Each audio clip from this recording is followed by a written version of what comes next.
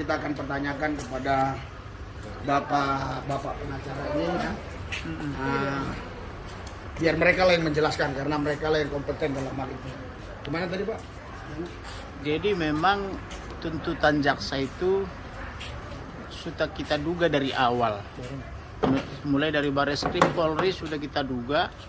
Pertama dari cara penyidikan Cyber Polri yang tidak rasional dibandingkan dengan perkara lainnya, di mana terdakwa ini baru saja dilapor, belum diperiksa saksi dan ahli langsung tersangka.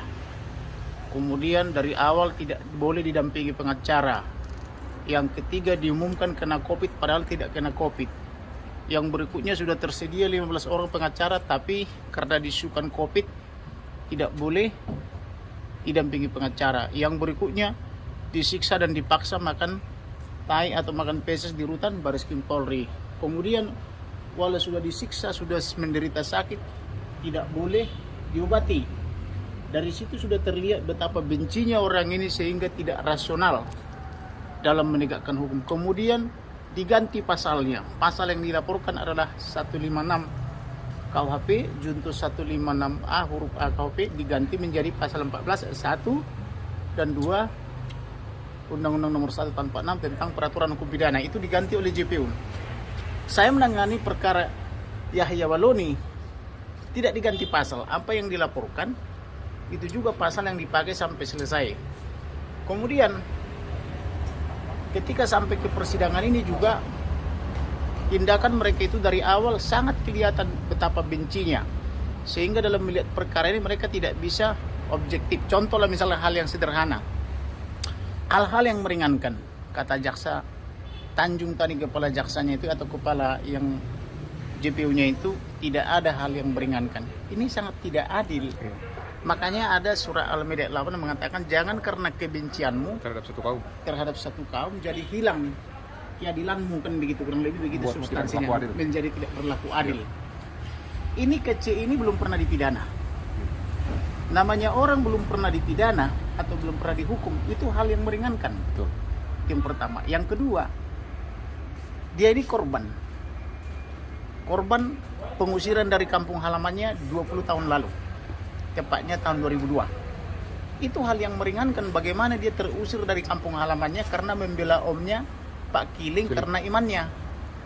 Nah, yang berikutnya, terdakwa ini selalu bersifat sopan dan santun selama persidangan. Itu hal yang meringankan.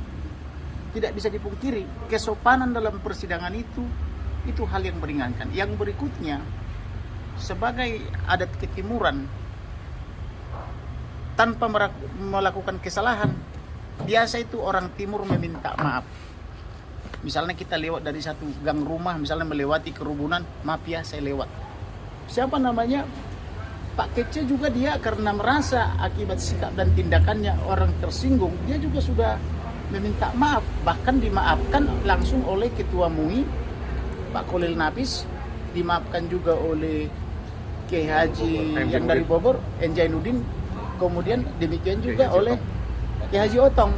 Nah, kenapa bapak-bapak Kiai yang terhormat itu bisa memaafkan, sedangkan jaksa ini tidak melihat itu hal yang meringankan. Jadi yang terakhir, disparitas tuntutan.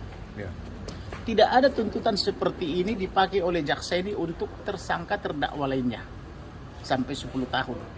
Terbukti kemarin Yahya Waloni, yang kebetulan saya juga pengacara yang dari pihak yang melaporkan, hanya dituntut 7 bulan dan dipidana 5 bulan. Kenapa ini jadi diganti pasalnya jadi 10 tahun? Nah, inilah menunjukkan betapa bencinya mereka ini. Jadi menangani perkara dengan kebencian, hilang objektivitas. Betul. Jadi boleh-boleh saja jaksa dan penyidik atas nama negara subjektif, penasihat hukum subjektif atas nama terdakwa sebagai pembela. Hakim harus objektif atas nama undang-undang. Cara berpikir kita semua, baik jaksa maupun hakim maupun penasihat hukum, harus objektif. Jadi tidak boleh menghilangkan rasio. Gitu loh, kira-kira lebih gitu. Pak, untuk langkah selanjutnya apa yang akan disiapkan? Langkah selanjutnya tentu kita membuat pledoi. Pledoi yang akan kita ajukan adalah bahwa berkas penyidikan, kemudian berkas dakwaan dan berkas penuntutan itu adalah batal demi hukum. Kenapa? Karena sejak awal dilakukan tidak sesuai prosedur, tidak sesuai hukum formal, yaitu melakukan penculikan tanpa surat penangkapan, yaitu membongkar rumah tanpa izin pengadilan untuk mendapatkan barang bukti. Jadi barang buktinya tidak sah. Kemudian memeriksa tersangka terdakwa tanpa didampingi atau tanpa boleh didampingi oleh penasihat hukum, itu juga tidak sah. Jadi sehingga semuanya ini karena dilakukan dengan cara-cara menyimpang dari Undang-Undang Nomor 8 Tahun 1981 tentang KUHP, ini semua adalah batal demi hukum. Ya, ada yang Bapak mau tambahkan, Pak? Ya, kemarin ada wartawan dari Radar Tasik, namanya saya lupa ya. Dia WhatsApp saya kan, dia nanya bagaimana persiapan dan bagaimana menghadapi jika tuntutan maksimal. Saya bingung kenapa kok seakan-akan kayak kode alam gitu, kok kayak tahu dan hari terrealisasi kan. Saya tantang dia untuk jangan diedit perkataan saya. Saya bilang, saya tidak akan ataupun kami tidak akan melangkahi ya pekerjaan dari jaksa penuntut umum. Kita akan berharap bahwa jaksa penuntut umum melakukan pekerjaannya dengan baik dan profesional. Namun ada namunnya nih. Indonesia ini kan mengakui ya asas persamaan di mata hukum, ya, equality before the law, sesuai dengan amanat Undang-Undang Dasar pasal 27 ayat 1. Lalu dalam ilmu hukum sendiri ada yang namanya teori kepastian, keadilan, dan kemanfaatan hukum. Tadi seperti rekan saya bilang nih mengenai disparitas ya. Kalau lah, oke lah kita tidak lihat pasalnya lah. Tapi kita lihat dalam bentuk proses hukumnya ya, tuntutannya. Rekan-rekan dari jaksa penuntut umum ini hanya menuntut ya Walon itu 7 bulan dan divonis 5 bulan. Nah, bagaimana bisa sesama anak bangsa yang hanya berbeda KTP, kolom KTP di agamanya, status mualaf dan murtadin. Tapi yang satu dituntut maksimal, yang satu lagi dituntutnya sangat minimal. Hanya lebih dari 10% dari ancaman delik. Pasal 28 ayat 2, junto pasal 42 ayat 2, ujaran kebencian. Murtadin dan mualaf kan gitu. Nah, makanya saya di sini mempertanyakan, apakah kita masih menggunakan konstitusi yang sama di negara ini? Apakah konstitusi yang sama itu masih diberlakukan secara equality before the law gitu, pasal 21 kepada seluruh warga negara Indonesia terlepas dari apapun agamanya. Ya. Jadi yang Kristen, yang Islam sama tidak kita nih secara hukum diterapkan hukum itu gitu loh. Nah, ini yang kemarin jadi tantangan saya buat kalau nggak salah Kang Agung ya dari Radar Tasik untuk mempublikasikan kata-kata saya. Cuman saya cari-cari belum ada. Mudah-mudahan sih setelah saya posting ini akan dipublikasikan. Jadi semangatnya tetap kita membela adalah bukan dosanya dari klien ataupun terdakwa. Kita membela adalah hak hukumnya, ya.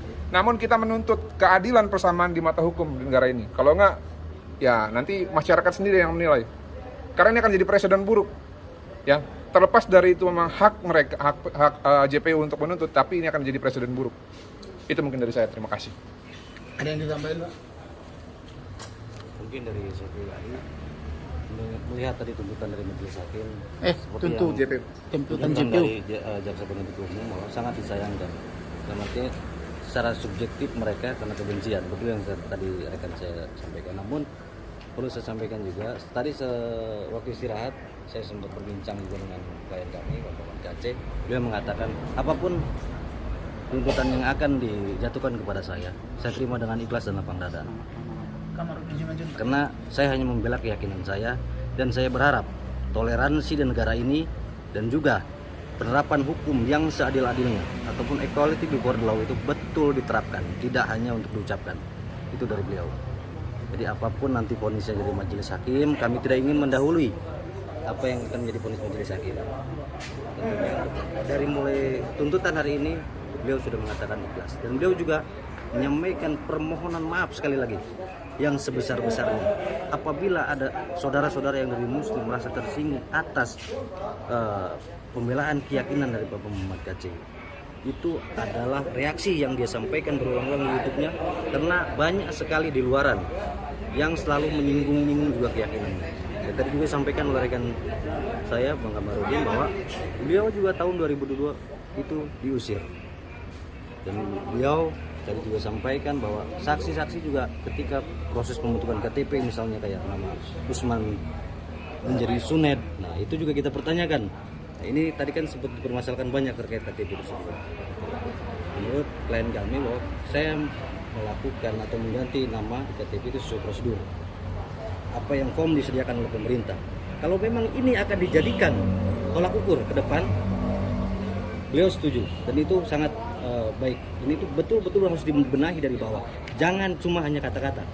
Ketika ada masalah, cuma itu. Terima kasih. Ada yang mau ditambahin? Si Desi. Ya. Singkat, padat, mantap. Tuntutan dari jaksa cukup mencengangkan ya, tidak diberikan keringanan sedikit pun gitu. Padahal saat persidangan Pak MKC itu bersikap sangat sopan dan juga meminta maaf dalam persidangan tersebut 2 kali minta maaf, tapi tidak diberikan. Ya sudah dimaafkan. Ada juga waktu itu ketua MUI ya dari pusat, ketua MUI pusat, dan dimaafkan. Tapi ya seperti ini, jaksa tidak memberikan keringanan sedikit pun gitu. Dan tuntutan jaksa tadi 10 tahun penjara. Ya semoga kita berdoa deh, semoga nanti majelis hakim yang mulia bisa bersikap netral dan memberikan putusan yang terbaik untuk Pak MKC. Karena apa? Jangan diedit ya. Video yang dibuat Pak MKC itu salah satunya ya, itu kan memberikan jawaban dari videonya Pak Ustadz Abdul Somad yang mengenai di salib itu ada jin gitu kan. Makanya Pak MKC itu, Pak Kosman itu membuat video balasan Nabi Muhammad dikelilingi oleh jin. Jadi dan juga Pak Kosman ini juga hanya membaca hadis gitu, dan karena membaca hadis saja disebut oleh jaksa penuntut umum itu penistaan, padahal hanya membaca hadis gitu, seperti ciri-ciri Muhammad, seperti itulah salah satunya. Oke, sekian dan terima kasih. Oke, terima kasih. Pak Kamarudin itu kan saya mengikuti terus dalam persidangan. Nah, tapi kenapa ini lebih mengacu kepada itu Undang-Undang Nomor 14 ya? Karena memang udah mereka rancang. Bukan yang 56 itu. Karena memang mereka udah rancang, makanya berdasarkan P19 sebelum kami jadi pengacaranya, ini sudah ditukar pasalnya atau dengan cara ditambahkan pasalnya. Kan pelaporannya kan waktu itu kan pada tanggal 21 Agustus 2021 itu dilaporkannya 156 KUH pidana sama 156A huruf A KUH pidana junto pasal 28 junto pasal 45 Undang-Undang ITE. Tapi ketika kami masuk, rupanya sudah ada pergantian pasal atau penambahan pasal berdasarkan petunjuk P19.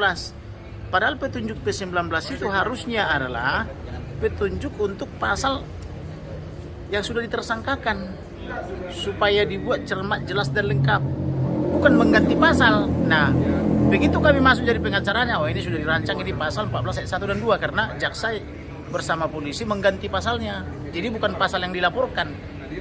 Nah, dari situ kita sudah menganalisa, dan termasuk juga begitu kejamnya mereka menganiaya, memukuli, bahkan menolak dokter daripada MKC. Ini luar biasa jahatnya penegakan hukum ini. Kalau begini jadinya kita tidak sejahtera kalau begini.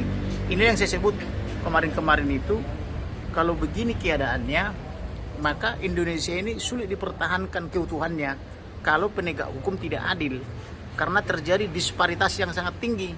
Tentu hal-hal semacam ini akan melukai perasaan oleh masyarakat Papua, masyarakat Manado, NTT, dan sebagainya itu. Kenapa kok hukum tidak adil terhadap seorang mualaf dan seorang murtadin? Di mana seorang mualaf, kebetulan saya pengacara yang mengkoordinir pelapornya, dituntut sangat ringan, jaksanya sangat lembek, padahal di sana disebut Roh Kudus menjadi Roh Kudus, sedangkan di sini karena status murtadin pasalnya sampai diganti dengan pasal yang maksimum. Ada nggak kewenangan jaksa mengganti pasal dari pasal 156A huruf A menjadi pasal 14? Ini kita pertanyakan. Maksa dari dulu saya bilang Jaksa Agung harus mengeksaminasi orang ini, mengeksaminasi jaksa-jaksa ini. Hal yang saya bilang tadi, yang paling kasat mata, hal yang meringankan aja sampai hilang. Hal-hal yang meringankan, yaitu berlaku sopan, sudah meminta maaf, kemudian belum pernah dihukum atau dipidana. Itu kan hal yang meringankan. Tapi mereka sampai tidak mampu melihat itu, saking bencinya dengan terdakwa ini. Pasal 156A itu dengan junto-juntunya sama pasal nomor 14 tadi memang lebih tinggi 14 itu ya. lebih tinggi kan, ancamannya 10 tahun. Kalau yang 56 Tapi kalau itu 156 itu kan ancamannya kan itu 6 tahun. Ancaman maksimumnya Ya. gitu loh. Itulah yang dipakai kepada Yahya Waluni. Nah, kemudian banyak orang lain yang menista agama Kristen dan Katolik tidak pernah diproses oleh Bareskrim. Saya sudah surati Bareskrim. Misalnya Abdul Somad yang menyatakan disalib ada jin kafir, sedangkan MKC ini cuma merespon atau menjawab apa tuduhan Abdul Somad yang menyatakan disalib ada jin kafir. Abdul Somad tidak diapa-apain. Nah, inilah saya bilang kalau konsep bernegara seperti ini sulit dipertahankan keutuhannya, gitu loh, karena tidak ada keadilan. Sama dengan dalam rumah tangga, seperti saya katakan dari dulu, kalau dalam rumah tangga tidak ada keadilan, sulit dipertahankan keutuhan rumah tangga itu. Gitu. jadi ke depan ini persiapan Bapak kira-kira yang simpel-simpelnya aja. Persiapan kita sudah matang bahwa ini dari awal ini batal demi hukum. Ya. Berkas ini batal demi hukum karena kenapa? Penangkapannya tidak sah, penahanannya tidak sah, penerapan pasalnya tidak sah karena diciptakan di tengah jalan, yaitu berdasarkan petunjuk P19.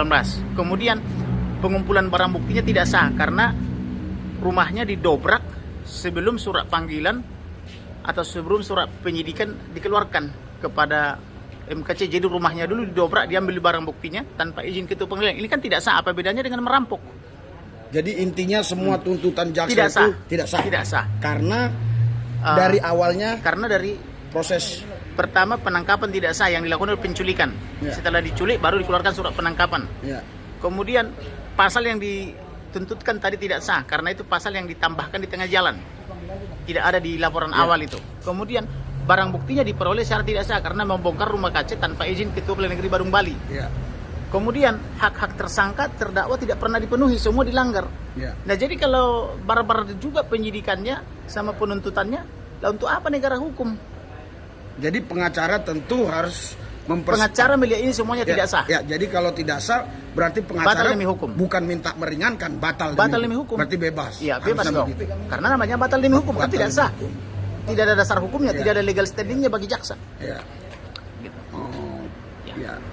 Luar biasa saudara. Jadi Iya. kita semua hanya bisa berdoa saja ya. Ya. Karena semua pasti hanya Tuhan yang bisa melembutkan hati hakim. Karena ini Betul. hakim ini keadilan terakhir udah ini hakim ini. Nah, jadi pengacara hanya bisa melakukan sesuatu untuk pembelaan. Kami tapi kan- sudah siapkan semuanya. Fakta-fakta itu sudah kami siapkan. Tinggal bagaimana nanti hakim memeriksa, mengadili dan memutus, kan begitu. Kalau menurut pandangan hukum saya ini semua tidak sah karena tidak melalui proses lidik dan sidik juga. Tapi begitu dilapor langsung tersangka, langsung diculik, kemudian ditangkap, ditahan kan gitu. Dan disiksa. Dan disiksa pula. Padahal kita sudah meratifikasi Konvensi Internasional tentang Anti Penyiksaan. Kita sudah meratifikasi Konvensi Internasional tentang HAM. Semua dilanggar. Jadi kalau semua hak tersangka dan terdakwa dilanggar, kalau semua undang-undang dilanggar, apanya yang sah? Kan hukum itu ciri khasnya kan keabsahan, kepastian hukum, keadilan, kemanfaatan. Ini tidak ada dipenuhi satupun. Bahkan hal yang paling sederhana tadi, di kasat mata dia selalu kooperatif dalam persidangan, tidak dipandang sebagai hal yang meringankan. Jadi ini betul-betul sangat keji gitu loh. Jadi Pak Kaco ini semuanya dianggap memberatkan dan jahat. Tidak ada satupun yang Iya. dianggap meringankan. Tidak ada. Tidak ada. Padahal di depan mata kita dia jelas-jelas banyak hal yang meringankan. Dia belum pernah dipidana. Iya, itu- Itu sudah tradisi umum, hal yang orang-orang yang belum pernah dipidana atau tersangka terdakwa yang belum pernah dipidana itu pasti hal yang meringankan. Mereka tidak melihat itu katanya. Tidak ada yang dilihat. Berlaku sopan itu meringankan. Tidak mereka lihat itu berlaku sopan itu. Bahkan sampai penyidangannya dia jatuh dari kursinya. Sampai Sakit. suhunya 39,8 pun dibilang sehat. Dipanggil dokter untuk mengatakan orang sakit sehat.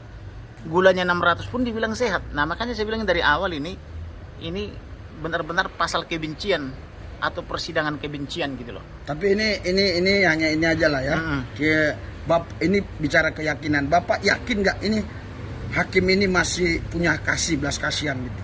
Nah, sebagai orang beriman kita berdoa supaya Tuhan turut campur. kita hanya bisa mengingatkan. Di luar daripada yang bisa kita lakukan, kita berdoa. Seperti halnya tadi, ada 2 dari PGI, Pendeta Robianto Tenggala sama Royke. Ketika dia diduga memberi keterangan palsu, saya somasi. Dia jawab ke saya bahwa itu sudah dicabut, tidak jadi dipecat November 2018. Sempat kita senang walaupun tidak ada artinya, dan kita sampaikan ke majelis hakim dan jaksa. Tetapi tanggal 22 kemarin Pendeta Royke ini mengirim surat ke sini mencabut keterangan atas jawaban somasi ke kita. Dia kasih keterangan lagi ke pengadilan bahwa membenarkan BAP-nya. Artinya membenarkan dipecat November 2018. Padahal sebelumnya dia bilang tidak jadi dipecat November 2018. Nah, itu saja dari GBI atau oknum GBI berganti-ganti terus keterangannya. Kayak kita dibilang sudah tidak jadi dipecat November 2018, tidak sesuai BAP, tapi karena ketidaktahuan mereka dengan alasan melampirkan surat Pendeta Weko terkena Alzheimer's atau penyakit yang berhubungan dengan otak. Tetapi tadi hakim membacakan, mereka kirim surat kemarin ke sini membenarkan BAP-nya. Nah, inilah salah satu contoh keanehan-keanehan. Maka saya bilang tadi kepada rekan-rekan, udahlah ngapain berdebat kusir, kita lapor saja polisi, biar polisi yang mengungkap. Dan begitu. Ya, jadi intinya kalau dalam yuridis undang-undang itu, kalau batal demi hukum bukan diringankan, dibebaskan. Dibebaskan. Ya. Artinya tuntutan itu tidak berlaku. Dakwaan tidak berlaku, berkas tidak berlaku, tuntutan tidak berlaku karena batal demi hukum. Ya. Jadi Bapak Ibu saudara-saudara yang dikasih Tuhan ya. Tadi Bapak pengacara sudah sampaikan. Jadi kalau memang prosesnya itu memang sudah nggak benar, itu batal demi hukum. Berarti pengacara bukan minta ringan, minta bebas. Karena batal demi hukum. Batal demi hukum. Surat dakwaan batal demi hukum. Surat tuntutan pun otomatis batal demi hukum. Nah, seperti halnya juga di dalam BAP itu kan banyak yang tidak benar copy paste. Bahkan ada yang belum beranak di situ. Berarti kan penyidikannya tidak benar. Bagaimana orang yang tidak beranak di dalam BAP disebut dia melihat YouTube di tempoan anaknya, padahal orang itu belum beranak kan gitu. Itu kan tidak benar. Banyak yang tidak benar di situ. Bahkan ada keterangan-keterangan yang selalu di copy paste. Keterangan yang satu dengan saksi lainnya sama semua. Apakah mereka sama-sama ditanyakan, sama-sama mengucapkan sesuatu? Kenapa ini bersamaan keterangannya? Nah, yang lebih janggal tadi pendeta dari oknum GBI itu di dalam BAP dibilang berpotensi pidana. MKC sudah dipecat November 2018, tapi karena kita temukan ada produk hukum 15 Desember 2018, dia bilang, oh tidak jadi dipecat November 2018. Itu surat ke kami. Tetapi ada surat juga ke pengadilan mengatakan, oh kami tetap pada BAP. Nah ini kan sangat tidak waras menurut saya. Nah begitu. Jadi kita nggak ngerti apakah dia ditekan oleh jaksa dan polisi sehingga dia beda kirim surat ke pihak terdakwa, beda kepada hakim. Mungkin mereka tidak menyangka bahwa hakim akan membacakan itu.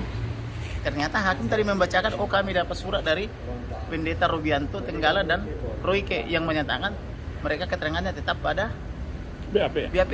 Tadi Pak, waktu terakhir jaksa penuntut hukum 10 tahun, saya lihat tuh, ya yang hadir itu khususnya yang pakai kopiah kayak saya, pakai yang putih, dia kesenangan, takbir. Berarti artinya mungkin udah maksimal itu. Ya tuntutan memang itu maksimal ya begitu ancamannya. Gitu, ancaman pasal 14 ya. Tapi jangan lupa tadi pasal 14 itu tidak pernah dilaporkan. Itu diciptakan jaksa bersama penyidik di tengah jalan. Tidak pernah dilaporkan oleh pelapor itu. Gitu. Jadi saudara Bapak Ibu sekalian, benteng terakhir kita ya hanya di sini ya. Nanti terakhir ya hakim.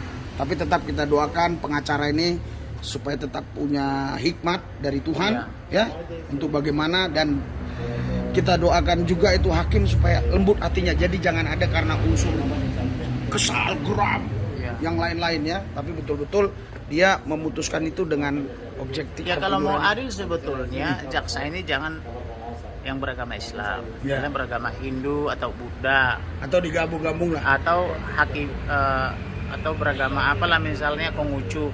Hakimnya juga jangan beragama Muslim. Supaya terhindar dari konflik of interest. Karena orang kalau udah konflik of interest, sulit dia objektif, sulit adil. sulit dia memberikan rasa Karena dia juga merasa tersakiti ya. karena dia merasa korban. Nah, bagaimana orang yang merasa korban jadi jaksa penuntut umum, orang yang merasa korban jadi majelis hakim kan begitu. Makanya untuk keadilan salah satu prinsipnya itu adalah tidak boleh konflik of interest gitu loh. Iya. Oke. Jadi saudara, ini sudah jam 19 WIB ya, jam 19 ya Pak. Ya. Jadi tadi selesai sidang itu jam 18.30. Ya. Ya, kita sudah Dibaca dengar dari jam 9 pagi. Jadi Jam 9 surat pagi. tuntutannya itu 1000 halaman lebih.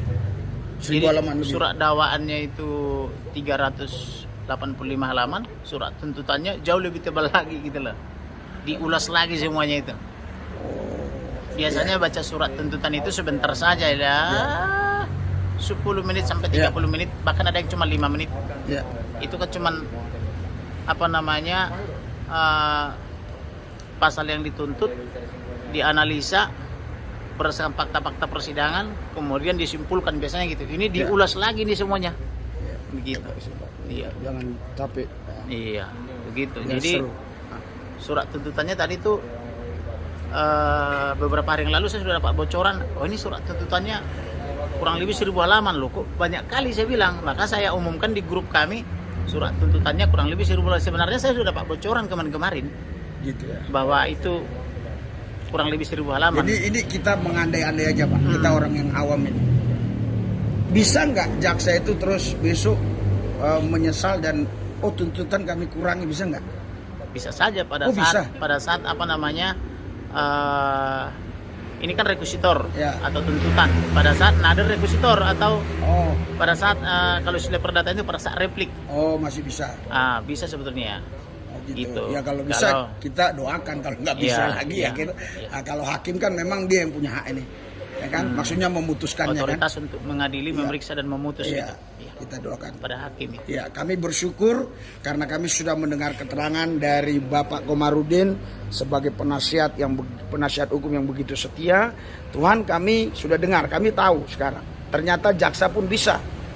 Ya, kalau dijamah hatinya dia mengurangi tuntutan hukum itu. Jamah hati jaksa supaya jangan unsur kebencian, begitu juga hakim damai, sukacita, berkati hakim-hakim dan anak-anak mereka, suami istri mereka, berkati Tuhan. Supaya mereka dalam melakukan persidangan betul-betul dalam keadaan damai hatinya. Terima kasih Bapak. Dalam Yesus kami percaya. Amin. Amin.